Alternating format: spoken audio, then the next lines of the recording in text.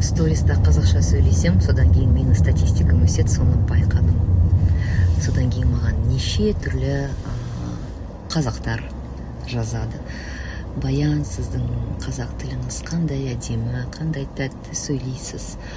Басқалары жазады: Баян, қазақша сөйлемей қойшы, позорыңды шығармашы.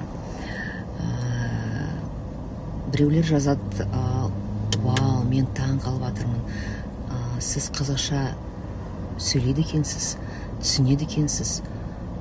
Сол сұраққа мен таң қаламын.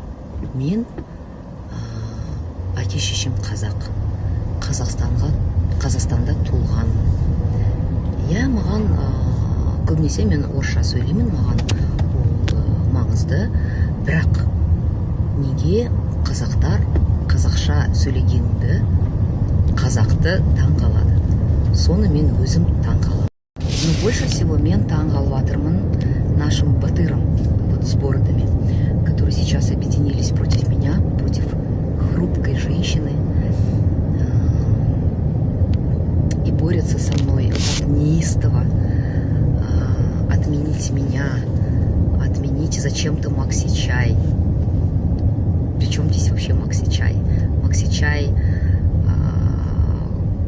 кормит плюсом 3000 сотрудников завода, который выпускает его, вот, который кормит свои семьи, и большинство из них мусульмане.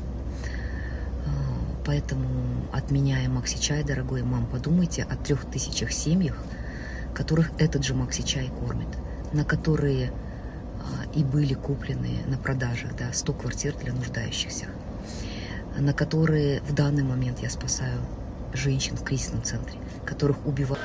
Ал мен маникюр жасап тастадым. Қазір мен қызыма реклама жасайын деп жатырмын. Өйткені Айсәуленің салондары өте жоғары деңгейде. Бәрі мастерлер өте жақсы. Маникюр да жасай алады, педикюр да жасай алады.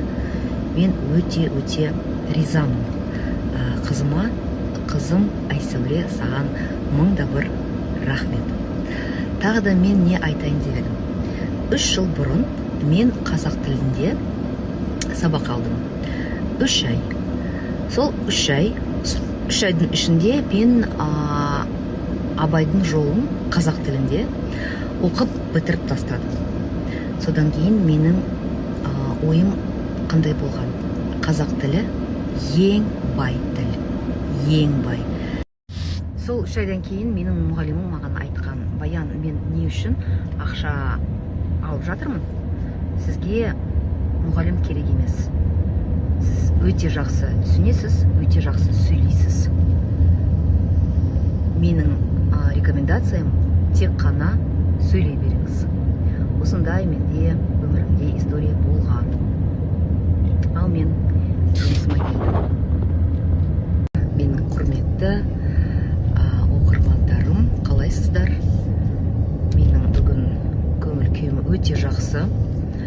Өйткені 2 айдан, мүмкін 3 айдан кейін мен маникюрға бара жатырмын. Менің қызымның салонына. Өйткені мен киноға түстім. Менің рөл бойынша менің героиням лаксыз, макияжсыз болу керек еді. Сондықтан қазір өте маңызды информация. Мен маникюрға бара жатырмын. Содан кейін жұмысқа барам. Өйткені жұмысым көп, встречаларым көп, кино жалғасып жатыр. Біздің